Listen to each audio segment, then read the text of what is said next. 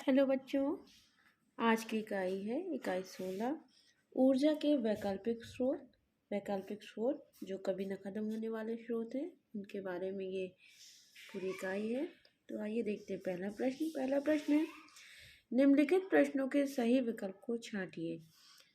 Petroleum पदार्थों को अलग किया जाता है क्रोमेटोग्राफी विधि द्वारा, आसवन विधि द्वारा, संघनन द्वारा और अपकेंद्रण द्वारा। तो क्रोमेटोग्राफी विधि रंगों को अलग अलग करने की विधि है। आसवन विधि के द्वारा पेट्रोलियम को, जो ये पेट्रोलियम हाइड्रोकार्बन का मिश्रण होता है, उनको अलग किया जाता है, जिसमें संघनन और वाष्पन दोनों ही होता है। संघनन में सिर्फ हम किसी भी चीज़ को इकट्ठा करते हैं। अपकेंद्रण में दूध से दही मथने में अपकेंद्रण विधि का यूज करते हैं। अगला है खा नंबर, निम्नलिखित में जीवाश्म ईंधन नहीं है। तो कोयला, पेट्रोल, डीजल, जैव मात्रा ऊर्जा। तो इसका सही आंसर जैव मात्रा ऊर्जा है, क्योंकि कोयला, पेट्रोल और डीजल दोनों ही जीवाश्म ईंधन है। अगला है सौर ऊर्जा को ऊष्मीय ऊर्जा में बदला जाता है। तो सोलर सेल द्वारा, सौर जल ऊष्मक द्वारा, सोलर कुकर द्वारा या पवन चक्की द्वारा। तो इसका आंसर सौर जल ऊष्मक द्वारा है, लेकिन सोलर कुकर में भी ऊष्मीय ऊर्जा के रूप में सौर ऊर्जा को बदला जाता है।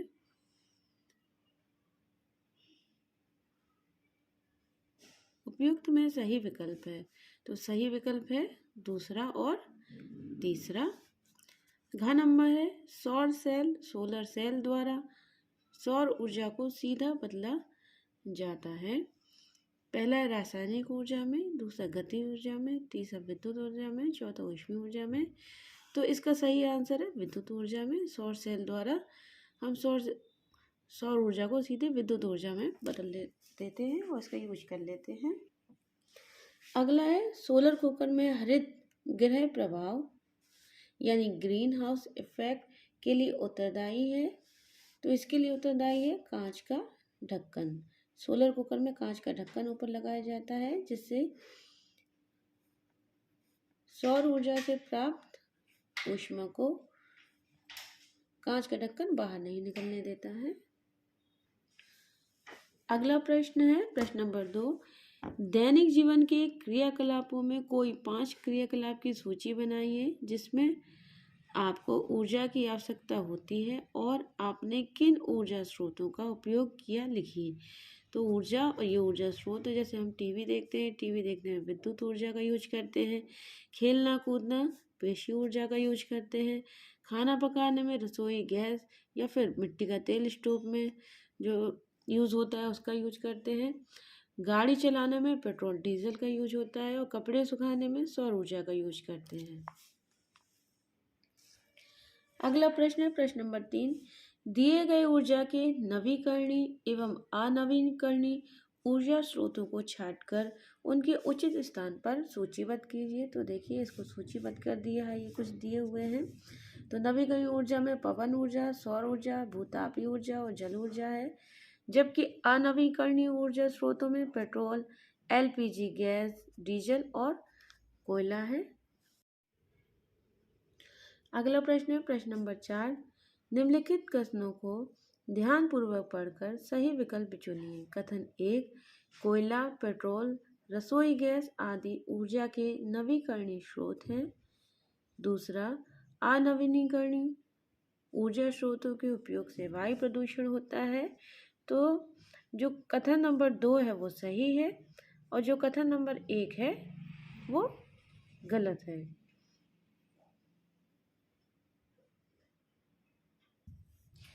अगला प्रश्न है प्रश्न नंबर 5, निम्नलिखित ऊर्जा स्रोतों के समूह में से बेमेल ऊर्जा स्रोत छांटकर समूह के सामने दिए गए स्थान पर लिखिए। तो सौर ऊर्जा, कोयला, गतिमान वायु। तो सौर ऊर्जा और गतिमान वायु हमारे नवीकरणीय ऊर्जा स्रोत है, जिसमें कोयला जीवाश्म ईंधन है, तो ये अलग है। दूसरा है प्रवाहित जल, पेट्रोल, डीजल। इसमें प्रवाहित जल ये अलग है, ये नवीकरणीय स्रोत है, जबकि ये अनवीकरणीय स्रोत है। सोलर कुकर, सोलर सेल, पवन चक्की इसमें पवन चक्की अलग है, ये दोनों सौर ऊर्जा से संबंधित है। घ नंबर है सौर जल ऊष्मक रसोई गैस कोयला, इसमें सौर जल ऊष्मक अलग है। अगला प्रश्न है प्रश्न नंबर 6, निम्नलिखित सूची में संयंत्रों के माध्यम से परिवर्तित ऊर्जा के स्वरूप का नाम लिखिए। तो सौर ऊर्जा, सोलर सेल, सौर ऊर्जा से सोलर सेल विद्युत ऊर्जा में बदल जाती है, सौर ऊर्जा को बदल देता है सोलर सेल। पवन ऊर्जा, पवन चक्की, तो पवन ऊर्जा पवन चक्की से पवन ऊर्जा को विद्युत ऊर्जा में बदला जाता है। ऊर्जा, जल ऊर्जा, टरबाइन, तो टरबाइन से जल ऊर्जा जब टरबाइन पे पड़ती है तो इसको विद्युत ऊर्जा में बदल देती है। रासायनिक ऊर्जा, गोबर गैस, गोबर गैस प्लांट होता है, उसमें जो मीथेन और कार्बन डाइऑक्साइड गैस बनती है वो रासायनिक ऊर्जा को बायोगैस में बदल देती है। अगला प्रश्न है रिक्त स्थानों की पूर्ति दिए गए शब्दों की सहायता से कीजिए। प्रकाश संश्लेषण की क्रिया में हरे पौधे रासायनिक ऊर्जा के रूप में अपना भोजन बनाते हैं। पृथ्वी पर ऊर्जा का मुख्य स्रोत सूर्य है। नाभिकीय विखंडन से प्राप्त ऊर्जा नाभिकीय ऊर्जा कहलाती है। गोबर गैस मीथेन और कार्बन डाइऑक्साइड गैस का मिश्रण है। ज्वार भाटा के समय तरंगों में अपार गतिज ऊर्जा होती है जिससे कि हमें ऊर्जा प्राप्त होती है। अगला प्रश्न है नीचे दिए गए ऊर्जा स्रोत गुणों को उनके ऊर्जा स्रोत से मिलान करिए। तो अनवीकरणीय ऊर्जा स्रोत है और नवीकरणीय ऊर्जा स्रोत है। तो कभी समाप्त न होने वाली ऊर्जा स्रोत नवीकरणीय है। प्रकृति में सीमित मात्रा में उपलब्ध अनवीकरणीय है। पुनः प्राप्त किए जा सकते हैं नवीकरणीय ऊर्जा स्रोत। प्रदूषण उत्पन्न करते हैं अनवीकरणीय स्रोत। स्थायी ऊर्जा स्रोत है नवीकरणीय स्रोत। अगला प्रश्न है चित्रों में दिए गए ऊर्जा संयंत्रों को पहचान कर उनके नाम लिखिए। तो ये सोलर कुकर बना हुआ है जो सूर्य की ऊष्मा से सौर ऊष्मा का यूज करके खाना बनाते हैं जिसमें। दूसरा है ये पवन चक्की, तीसरा है सोलर सेल और आखिरी है ये सौर जल ऊष्मा। अगला प्रश्न है निम्नलिखित में से सत्य असत्य कथन छांटकर बॉक्स में लिखिए। पंखा, बल्ब, हीटर आदि की आवश्यकता न होने पर उन्हें बंद कर देना चाहिए, ये सत्य है। तो बच्चों आप भी इसका यूज करना, जब भी आपको इन चीज़ों की आवश्यकता ना हो तो आप इनको ज़रूर बंद कर दिया करिए। ख नंबर है भोजन पकाने के लिए प्रेशर कुकर का उपयोग करना चाहिए, ये सत्य, इससे ऊर्जा की बचत होती है, खाना जल्दी बन जाता है।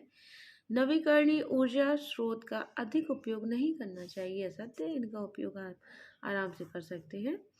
निकट दूरी के लिए डीजल पेट्रोल चलित वाहनों का प्रयोग नहीं करना चाहिए, ये बिल्कुल सत्य है।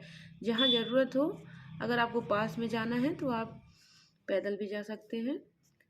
अगला है नाभिकीय भट्टी में अनियंत्रित दर पर परमाणु ऊर्जा प्राप्त होती है, ये सत्य है। अगला प्रश्न है सानवी ने अपने भाई संकल्प को खाना पकाने में प्रयुक्त होने वाले स्रोत रसोई गैस एलपीजी के बारे में बताया। संकल्प ने जिज्ञासा पूर्वक पूछा उपलों से भी तो खाना पकाया जाता है, क्या उपले में भी ऊर्जा के स्रोत हैं? क्या उपले भी ऊर्जा के स्रोत हैं? आप संकल्प की जिज्ञासा का समाधान करते हुए अपना पक्ष लिखिए। तो हाँ, उपले भी ऊर्जा के स्रोत हैं। उपलों में सूर्य की ऊर्जा रासायनिक ऊर्जा के रूप में संचित हो जाती है तथा उपलों को जलाने पर यह ऊर्जा प्रकाश ऊर्जा तथा ऊष्मीय ऊर्जा के रूप में हमको जो संचित रहती है वो मिल जाती है।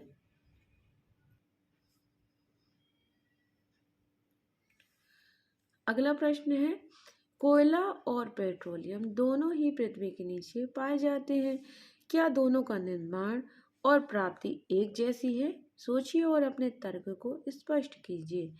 हाँ, दोनों का निर्माण करोड़ों वर्षों पूर्व पृथ्वी की उथल पुथल से पेड़ पौधे व जीव जंतुओं के दब जाने से होता है, परंतु पेट्रोलियम पदार्थ द्रव अवस्था में होने के कारण पाइपों की मदद से या फिर कुएं बनाकर भी निकाल सकते हैं तथा कोयला खदानों से निकाला जाता है। अगला प्रश्न है हमारा, मिट्टी के तेल और कोयले में क्या समानता है? तो मिट्टी के तेल व कोयले दोनों ईंधन के रूप में तथा दोनों ही अनवीनीकरण ऊर्जा के स्रोत हैं तथा दोनों के दहन से हमें CO2 मुक्त होती है। अगला प्रश्न है, क्या समुद्री ज्वार भाटा से प्राप्त ऊर्जा नवीकरणीय स्रोत है? कारण स्पष्ट कीजिए। तो ज्वार भाटा के समय तरंगों में अपार गतिज ऊर्जा होती है। इस ऊर्जा को विद्युत ऊर्जा में बदला जा सकता है। इस प्रकार ज्वार भाटा भी ऊर्जा का नवीकरणीय स्रोत या पुनः उत्पन्न होने वाला स्रोत है। अगला प्रश्न है, निम्नलिखित ऊर्जा संयंत्रों को भारत के मानचित्र पर दर्शाइए तथा ऊर्जा यह संयंत्र पाए जाते जहाँ यह संयंत्र पाए जाते हैं उन राज्यों के नाम लिखिए। तो देखिए, ये संयंत्र और ये राज्य है, इनको हमने इसमें भारत के नक्शे में ड्रॉ किया है, बताया है क्या कहाँ होता है। तो चलो देखते हैं। ये है कलपक्कम जो तमिलनाडु में होता है। तो कलपक्कम यहाँ आपको तमिलनाडु में दिखाना पड़ेगा। कोडानुकुलम तमिलनाडु, ये नीचे तरफ है। अगला है तारापुर महाराष्ट्र, तो यहाँ पे है महाराष्ट्र, यहाँ दिखा सकते हैं। रावत भाटा राजस्थान, तो रावत भाटा ये है हमारा राजस्थान में है। कैगा कर्नाटक, ये हमें कर्नाटक, ये कैगा यहाँ होता है। काकरा पार गुजरात ये है, यहाँ पे काकरा पार को दिखा सकते हैं। अगला है हमारा नरौरा उत्तर प्रदेश, तो नरौरा ये उत्तर प्रदेश जो हमारा प्रदेश है उसमें नरौरा पाया है।